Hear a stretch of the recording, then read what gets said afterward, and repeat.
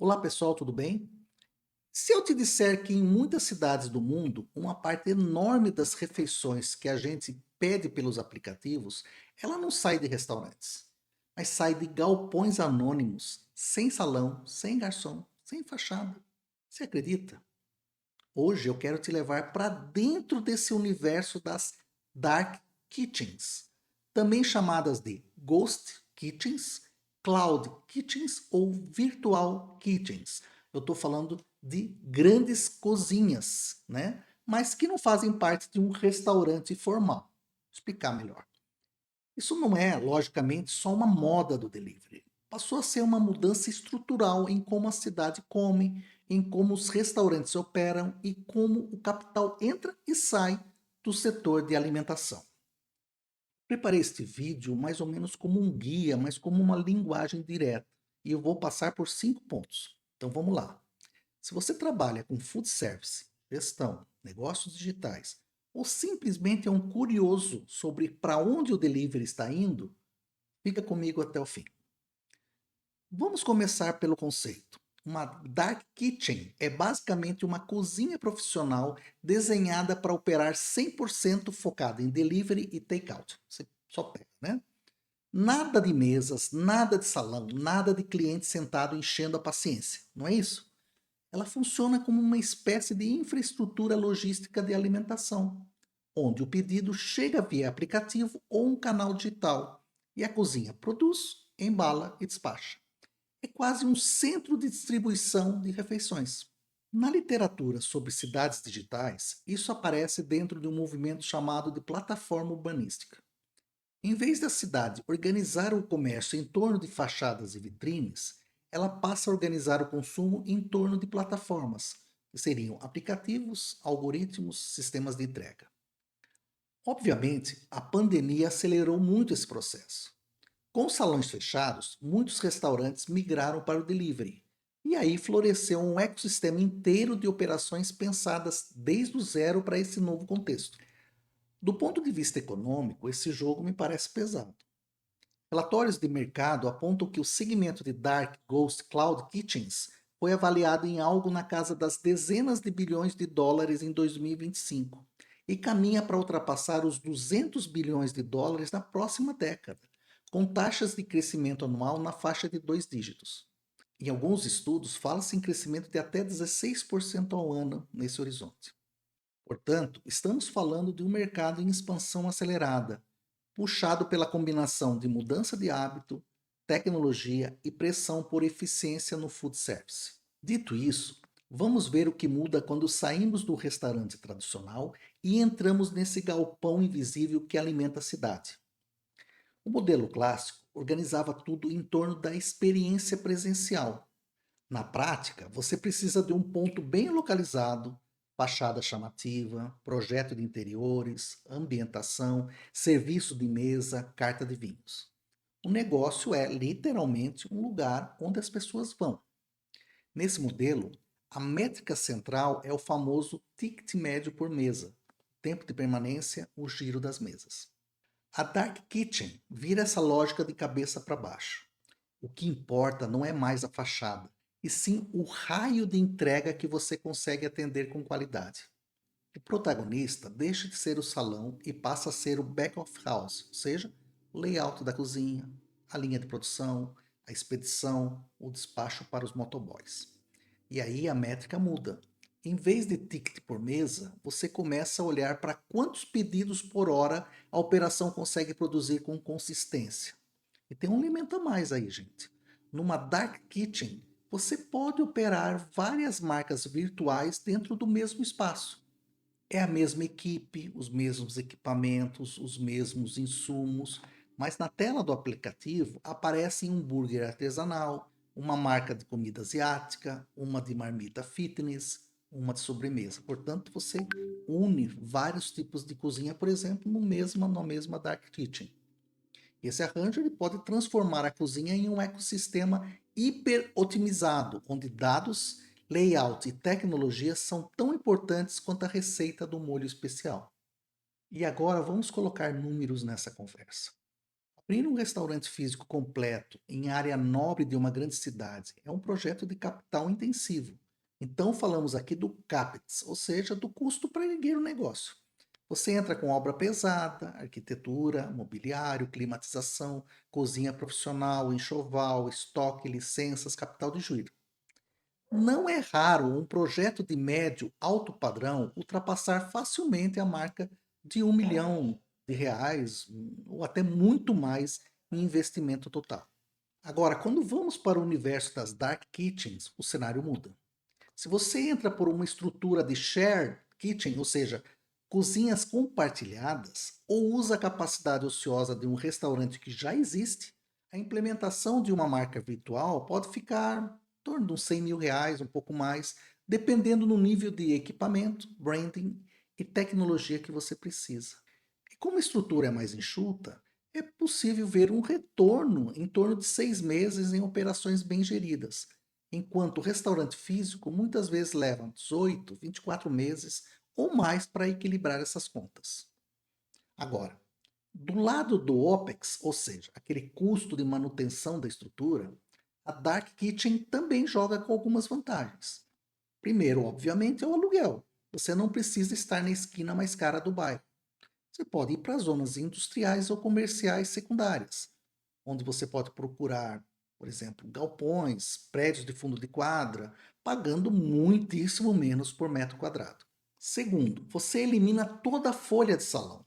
Não tem garçom, não tem quem receba as pessoas, não tem o barman de balcão, não tem enxoval de mesa, não tem manutenção de imobiliário de clientes.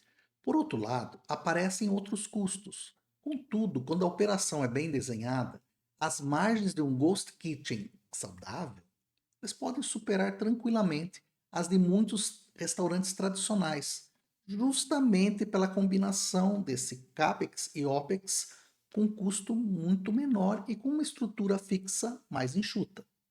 Mas vejam, nem todas as dark kitchens são iguais. Quando a gente fala dark kitchen, na verdade está falando de um guarda-chuva de modelos. Então vamos tentar aí organizar em 4 grandes tipos para ficar mais didático. No modelo de shared kitchen, caso cozinhas compartilhadas, você tem um espaço com várias cozinhas independentes, quase como boxes. Cada operador aluga um box, traz sua equipe, sua receita, sua marca. Várias marcas diferentes podem compartilhar a mesma infraestrutura básica, na qual há o recebimento de mercadoria, câmera fria, lixo, vestiário, às vezes até recepção de motoboys. A grande vantagem aqui é o baixo risco de entrada, na qual, em vez de você construir tudo do zero, você paga um aluguel ou uma taxa mensal e testa seu conceito. Se funcionar, você escala. Se não funcionar, você não ficou preso a uma obra milionária. Já as marcas virtuais rodam muitas vezes em cima de uma cozinha que já existe. Pense, por exemplo, num restaurante de bairro que à noite tem capacidade ociosa. Ele pode virar uma host kitchen para uma marca de hambúrguer, outra de comida mexicana e uma de sobremesa. Todas elas 100% digitais, usando muitas vezes um horário ocioso, né, desse restaurante. E aí o cliente ele nunca entra no salão, talvez nem saiba que aquela marca sai daquele endereço. Na tela do app ele enxerga um portfólio de marcas, mas por trás tem a mesma equipe, o mesmo espaço, os mesmos equipamentos. Esse modelo é poderosíssimo para aproveitar ativos ociosos, mas também traz desafios. Nem tudo é de graça, né, gente? Os kitchen pods são a versão modular disso tudo. O que significa esse nome tão bonito? Kitchen pods, né? São containers ou estruturas pré-fabricadas que você instala em estacionamentos, áreas subutilizadas, pátios logísticos. No caso, ligou a água, energia, exaustão, está operando. A grande força dessa estrutura, né, do caso do pod, é a mobilidade. Você consegue testar rapidamente se um bairro, um campus universitário, uma região de escritórios responde bem à sua marca. Se não responder, você desloca esse pod e tenta em outro lugar. E, por fim, há um modelo chamado Kitchen as a Service. Nome chique, né? Aqui, em vez de você construir ou alugar direto, entra um terceiro player, uma terceira pessoa, né? Que oferece infraestrutura completa, tecnologia e, às vezes, até logística para operadores e franqueados. É como se fosse uma plataforma B2B. Você chega com a marca e a receita. Eles entregam a cozinha pronta, o software, a integração com os aplicativos e o suporte de implantação. A vantagem é uma entrada muito mais leve em termos de investimento e acesso à tecnologia, que poderia ser muito mais caro caso você desenvolvesse sozinho. A desvantagem é a dependência dessas plataformas e as taxas recorrentes que vão, né, que vão comendo a margem de lucro. E aqui eu vou fazer um comentário que eu considero interessante. Quem já trabalhou em restaurante com delivery sabe o que é o tablet hell, que é um tablet para cada aplicativo, cada um apitando de um jeito e o operador tendo que ficar pulando de tela em tela. Em uma dark kitchen multimarca, isso simplesmente não escala. Por isso, começam a aparecer sistemas que funcionam como uma Digital Kitchen OS. Vou explicar. Isso significa que é uma camada de software que unifica todos os canais, aplicativo, site próprio, telefone, em uma interface única. Esse sistema distribui os pedidos entre as estações de produção, imprime etiquetas, conversa com a ERP, com estoque, com a expedição. Ele guarda uma coisa preciosa, que são os dados históricos de demanda, que são a base para o próximo passo, no caso, usar a inteligência artificial. Estudos em logística e supply chain mostram que os modelos de IA conseguem reduzir os erros de previsão de demanda em 20 a 50% quando comparados a métodos tradicionais. Vocês viram? Não falo só mal da IA, também falo bem, viu? Para deixar isso claro. Então, na prática, o que isso pode significar? Comprar melhor, produzir na medida certa, reduzir desperdício e liberar capital de giro. Em uma dark kitchen, onde a operação é altamente padronizada, essa inteligência encaixa como uma luva. O sistema aprende os padrões de pedido por dia da semana, horário, clima, promoções, sazonalidade e passa a ajustar o planejamento de produção e compras. Além desses processos de ar, tem um outro movimento bastante forte, que é o da cozinha conectada. Sensores IoT monitoram a temperatura da câmara fria, alertam se um freezer saiu da faixa segura, registram dados que depois você usa para auditoria sanitária. E esta robótica de cozinha começa a sair do laboratório e entrar nos hubs de maior escala. Estamos falando aí de um mercado projetando para algo em torno de 8 a 10 bilhões de dólares até 2032, 33, com um crescimento acima de dois dígitos. Falando em termos práticos, isso aparece como fritadeiras automáticas, linhas de montagem de sanduíches semi-robotizados, esteiras de pizza, sistemas de porcionamento automatizado. E qual é o objetivo? Sempre o mesmo: padronizar tempo e qualidade, reduzindo a dependência de mão de obra ultra qualificada e ampliar janelas de operação, inclusive de madrugada. Bom, até aqui tudo parece um sonho de eficiência, tudo uma maravilha. Mas qualquer modelo que cresce rápido demais começa a esbarrar na cidade real. Em vários bairros residenciais, a chegada de hubs de dark kitchens trouxe uma série de conflitos. Para quem mora em cima ou ao lado desses hubs, a sensação é de morar em cima de um mini distrito industrial. Na cidade de São Paulo, esses conflitos levaram à criação de uma legislação específica. Aí eu vou citar a Lei 17.853 de 2022 e o Decreto 62.365 de 2023, que passaram a tratar diretamente dos chamados conglomerados de cozinhas industriais voltadas ao delivery. Em linhas gerais, o decreto diz o seguinte: olha, além disso, como qualquer cozinha profissional, uma dark kitchen precisa de tal item. Então não é de qualquer jeito. Então não é porque o cliente não entra no salão que o negócio pode operar no escuro do ponto de vista regulatório. Então, para a gente fechar, quero dizer o seguinte: as dark kitchens não são apenas uma cozinha sem salão. Elas representam uma reconfiguração completa da cadeia de valor do food service. É um espaço onde finanças, operação, tecnologia e regulação urbana elas se encontram de forma muito intensa. E aí eu trago um convite à nossa reflexão, como em todos os nossos vídeos. Vamos lá. Se você trabalha com alimentação, gestão, planejamento urbano ou negócios digitais, essa discussão não é periférica.